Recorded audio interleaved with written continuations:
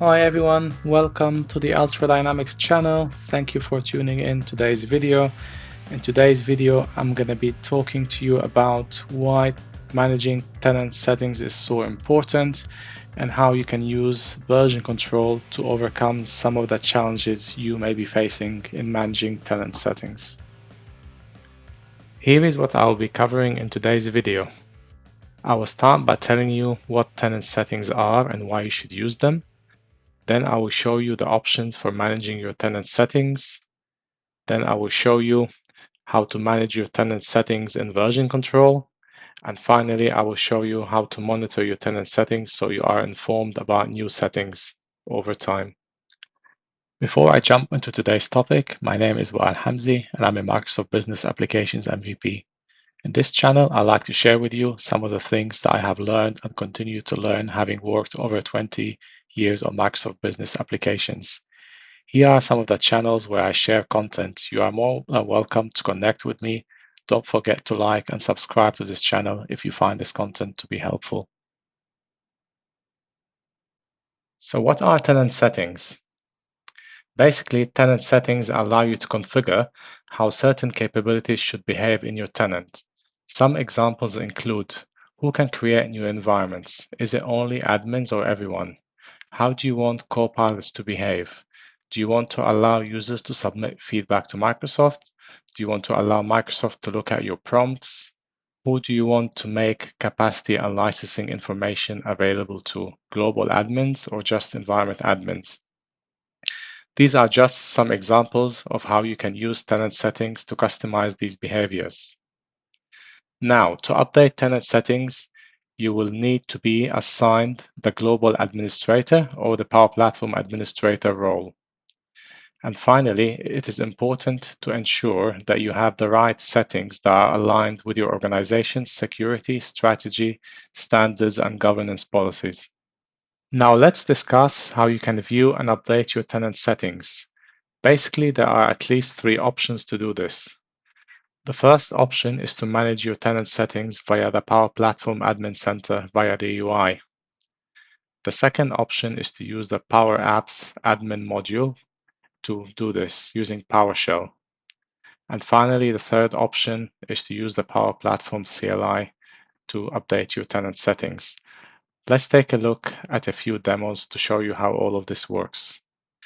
If you are wondering what kind of tenant settings you can configure and where you can find more information about each tenant setting, there's a good set of information about this on the Microsoft Docs. So as you can see on this page, you can see the list of the different tenant settings you can configure via the UI, along with a description of what each one does. So as an example, the production environment assignments allows you to configure who can create production and sandbox environments. And some of these settings have basically additional information. Some of them don't at the moment. But if we take a look, for example, at the production environment setting, you can see on this page it's got further information around how you can use the admin center to configure it and what does this setting mean. In case you want to update some of these settings, you can go to the Power Platform Admin Center and you can see there's an icon in the top right-hand corner. When you click on the Power Platform settings, it basically brings up this page, which lists all the settings again, along with the descriptions. So if we click on the production environment assignments that we looked at earlier, you can see you can configure whether you want to allow everyone to create environments, which is probably not a good idea in most scenarios, or you can restrict that to specific admins. And in this case, you can see this would be the global admins, the Dynamics and Power Platform admins who will be able to provision new environments. So you can manage the other settings in a similar way. So hopefully this gives you an idea in terms of how you can manage the tenant settings easily via the UI. So the other option to manage tenant settings is using the Power Platform CLI. So let's take a quick look at that. So if you go into Pack, Admin Help, It will basically list you all the admin functions that are available. And you can see there are two functions that are relevant to tenant settings. So one of them is list tenant settings, and the other one is called update tenant settings. So if you want to take a look at what are the current tenant settings, we can do pack, admin, and then list tenant settings. And this will basically bring up all the current values that are present in the tenant settings. Obviously, to execute this command, you need to have the Power Platform administrator permissions. But you can see, as an example, the settings we look at earlier, which is disable environment creation by non-admins users, is currently set to true. So that means non-admins won't be able to provision environments. But similarly, there is lots of other options that you have available here that you can configure. So if you want to basically update these tenant settings, you can use the update tenant settings function in the Power Platform CLI to do that as well. And finally, the third option to manage tenant settings is using the Power Apps Administration PowerShell module. So similarly to the Power Platform CLI, I can go into the PowerShell command line and basically hit get tenant settings. And what that will do is we'll go into the tenant and find all the information with regards to the current tenant settings. And similar to the Power Platform CLI, there is also the set tenant settings function, which you can use to basically update any of these values to the values that you want in your based on your requirements, basically. As you just saw, it is quite easy to go into the UI and update the tenant settings. However, there is a number of challenges with that. One of them, you are updating the tenant settings manually, and these require accounts with very high privileges. So there is a chance that you may, click the wrong setting or the wrong option, especially if you've got a lot of tenants that you manage. The other challenge you may have is knowing, which settings were updated and how these settings were updated over a period of time. So to improve the way you manage settings, basically, you could manage the tenant settings via version control. So this is what I'm just going to show you now. So the first step is to have your tenant settings stored in a file that you can then store in version control. So to generate the file, I've created a script which is called save tenant settings. So it takes a number of parameters, primarily tenant information, authentication details, and where you want to store the tenant settings. So once we go through the usual basically commands around importing the modules and connecting to the Power Platform, there is basically two steps that are quite important. So one of them is getting the tenant settings, and the next one is basically converting the tenant settings into JSON and then storing it in the file system. So if we execute this script from the command line, you can see save tenant settings. This is the file where I'm going to store the tenant settings. In this case, because I haven't passed authentication detail, it's going to ask me to connect. And then basically what it's done is basically save the settings into that file. So if we go back into Visual Studio and click on tenant settings JSON, this is the file that basically contains the current tenant settings that are available in my tenant. So once you have your tenant settings in a file in JSON format, if you wanted to update your tenant settings, instead of going into the UI, what you could do is you could update the JSON file itself and then use the contents of the settings in the file to update your basically tenant settings. So to do that, I have created another script which is called update tenant settings. So this is similar to the first script. It can take either a JSON string or a JSON file, which contains the tenant settings, and all it does is really just generate a JSON object from that and then pass it into the set tenant settings command, which basically updates your tenant settings from that JSON string. So if we go back to the current tenant settings file, you can see at the moment I'm not allowing everyone to create environments, but if I change my mind, I want to allow everyone to create environments, I can set this value to false. And if I go back into my basically PowerShell command line, I can use the update tenant settings. I could pass in that file that I've saved previously. And then it will ask me obviously to authenticate. But once it does that, it basically goes in and updates the tenant settings from the file. So if we just want to double check that whether it's doing the right thing, we can do get tenant settings again, and you can see that the value of that parameter is now false. So as you can see, it's quite easy to now update your tenant settings by just making changes to the configuration file that you can store in version control. So once you have your tenant settings in version control and you're able to update your tenant settings from version control, you probably want to stay on top of these tenant settings. And what I mean by that is you want to be notified if Microsoft release a new setting so that you can take a look at it and make sure that the default value matches your organization's requirements. But you may also be interested in getting notified if a setting gets changed, perhaps by somebody in another team that has permissions to change these settings as well, if you're a Power Platform administrator. So to help with that, there is another script which is called check tenant settings.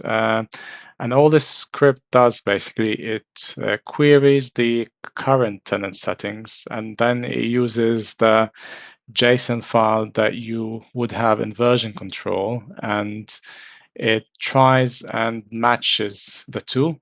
So if it detects that the two settings match, basically, then all is good. However, if it detects that there is some variations to that, it will basically throw an error, and that basically prompts you to go and take a look and see what's going on. So let's take a look at executing that script. So take a look at check tenant settings. I pass in the file that I previously have in version control, and I execute the script. It asks me to authenticate. So it is telling me that the current tenant settings are matching. However, let's go into the admin center and change the production assignment again. I want to change it back to only specific admins. I hit save. So this settings should update now. If I go back into the command line and try and execute the script now, it should basically tell me that something is not right. Basically, tenant settings didn't match. Either Microsoft released a new setting, or something's changed in the tenant settings configuration, or someone's did some updates. So this is a way for me now to go and investigate and see what's going on. Obviously, you probably wouldn't want to run this script manually. So in the next demo, I'll show you how you can basically schedule some of these things so you get immediately notified if something doesn't look right. So whilst you can use scripts to update tenant settings, you probably don't want to be executing these scripts on your local machine because it will require an account with very high privileges, and again, there might be a few things that may go wrong in terms of executing against the wrong file, etc. So a good way to improve the process would be to use something like Azure DevOps. So I've created a pipeline basically that allows me to use the file that I have in version control to update the tenant settings. So let's take a quick look at this pipeline. So it's quite a simple pipeline. It connects into the GitHub repository that has the tenant settings file. So there is two steps in the pipeline. So one of them is to use the tool installer task. In case you're wondering where these tasks are coming from, they're basically coming from the Power DevOps tool extension, which is a free community-based extension that has capabilities to extend Power Platform ALM and administration. So the task that basically accomplishes this activity that we were referring to earlier is the update tenant settings task. So it takes a connection, which in this case, you need to provide an SPN in the forms of a client and secret, which is better than having an interactive account with these high permissions. You can configure actually a connection to any environment because the environment URL in this case it doesn't get used. But once you have the connection, you can provide the configuration file that has the tenant settings, and if you basically execute this pipeline, it should basically use that file to update your tenant settings, as you can see in this pipeline that I've just executed a few moments ago. So similarly to using Azure DevOps to update your tenant settings, you can also use Azure DevOps to keep an eye on your tenant settings. So in this case, I've got another pipeline or build pipeline in this case that basically, again, uses the check tenant settings task in this case. So it makes a connection to the tenant, and I pass it the file, which I believe are my current tenant settings and version control. And all it does is basically just runs and does a check and see if the two match. What you can do actually, you can configure some of the triggers in here, and you can see I've set up a schedule in this case. So I want this task to basically run every day at 4 o'clock in the morning. And if it detects any changes, it will basically, the build will fail and I will get a notification. This is one way of basically using this capability, but you could obviously also execute this PowerShell script that I shown earlier in any automation or scheduling capability that you may have. So let's take a look at one of the executions of this build. So this is the build that I've just ran. Looks like it's successful, so it means my current tenant settings are matching.